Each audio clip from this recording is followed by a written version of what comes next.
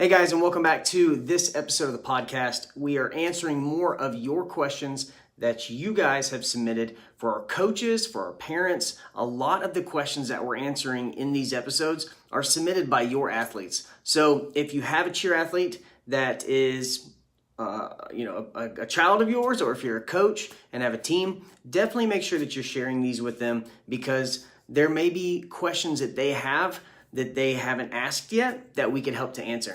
So before we get started with today's episode and our questions for the day, I do want to remind everyone that we are still working towards building up our scholarship. The first one we're going to give away. Our ultimate goal, our big goal, is to build enough of a following with our podcast that we can start to give away a scholarship a month. I know that's a big goal. It's probably a little bit down the road, but we are still working at building up to our first scholarship. And the ways you can help us to build or to support the podcast at anchor.fm/cheerleading.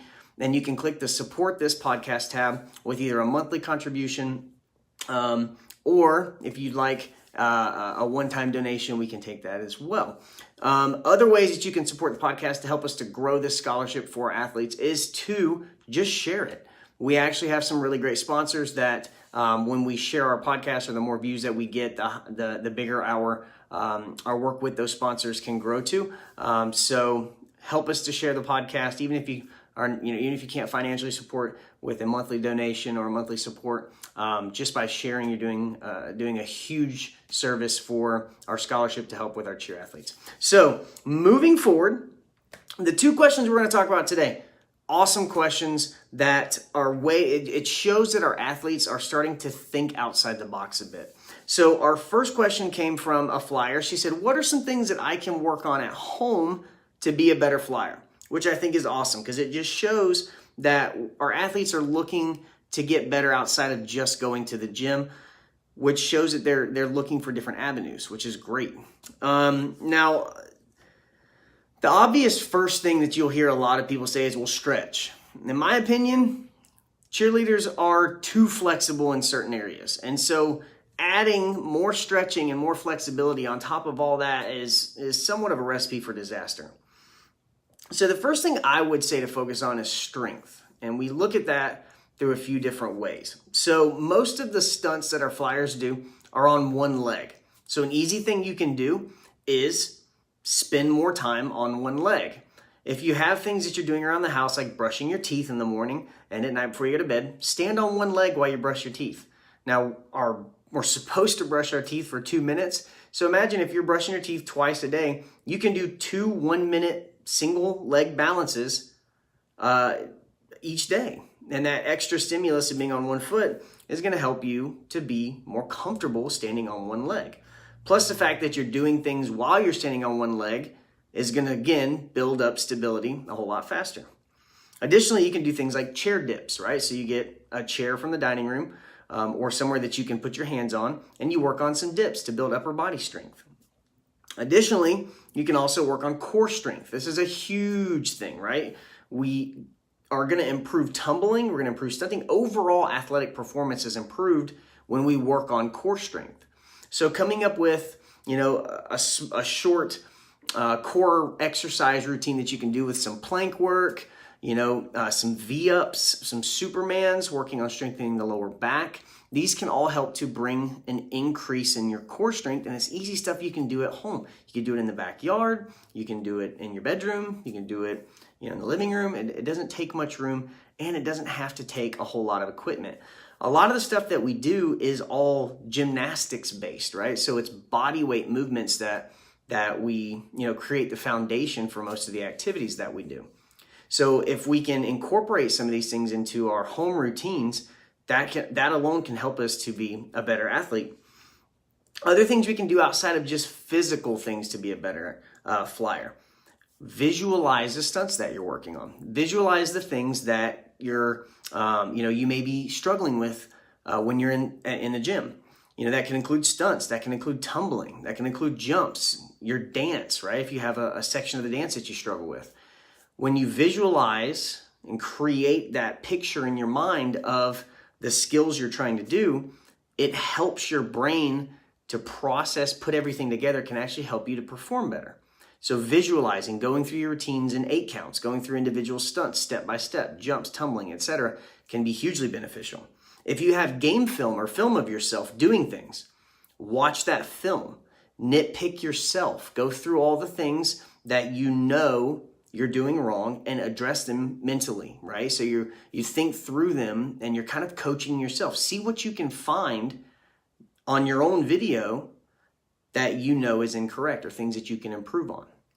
And then lastly, kind of detached from all of that, is to be a better athlete in general, not just flying, but for our flyers, nutrition. Make sure that you're focusing on getting the right amounts of food in, good quality foods, quality proteins, carbohydrates, and fat, healthy fats, right? So good fats for the body. Fats are good. They're not a bad thing.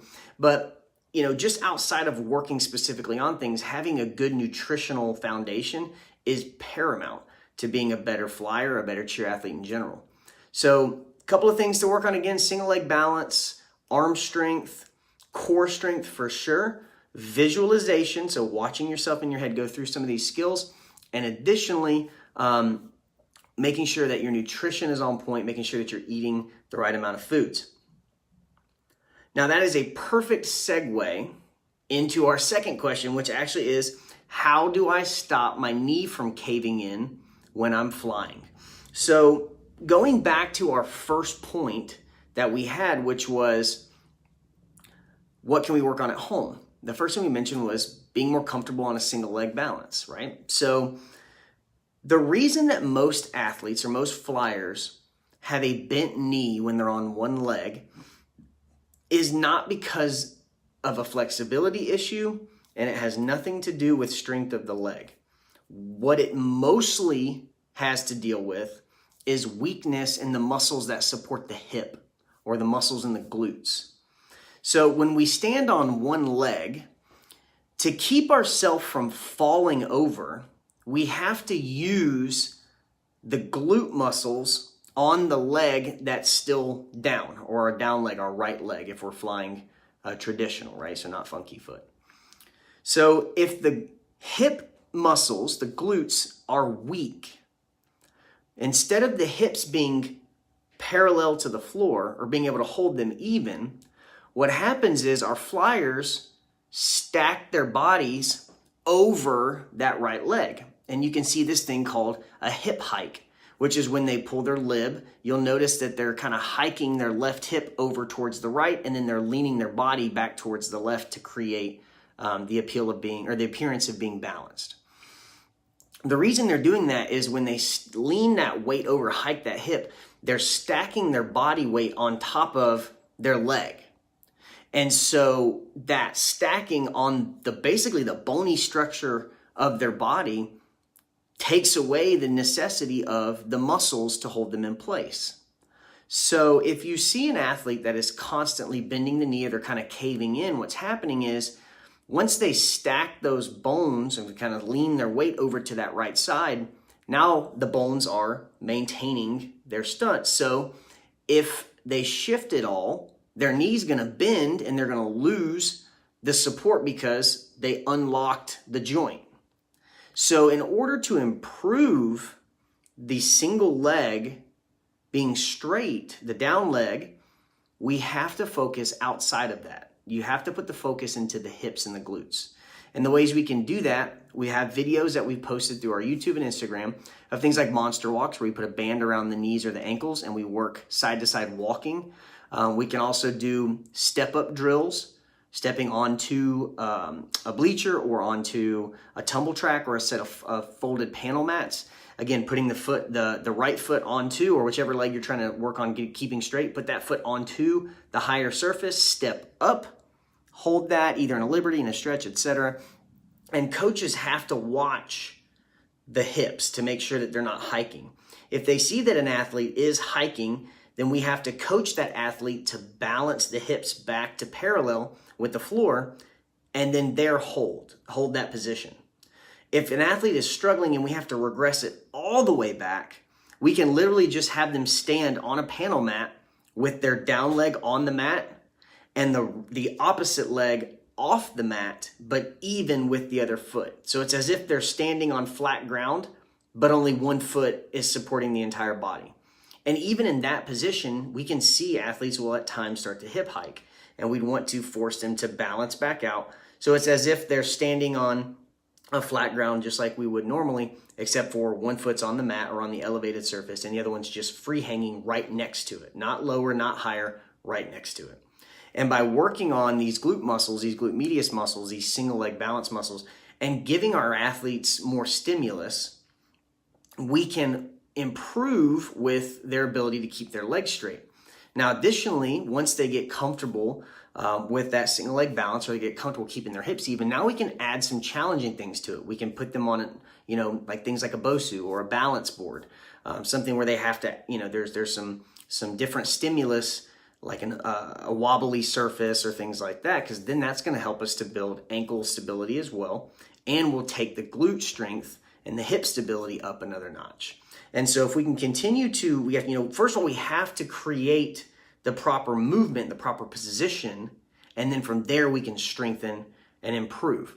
The problem is most athletes will have these imbalances where they'll be hip hiking or their hips will be uneven, and instead of addressing that, we let it go, and that athlete's building strength improperly, and they're using bad form, and that creates a whole lot more imbalances that kind of build on themselves. So what happens is we end up with an athlete that's severely imbalanced, poor movement patterns, and it's a whole lot harder to correct as they get older because they're stuck in their ways. That muscle memory is set in.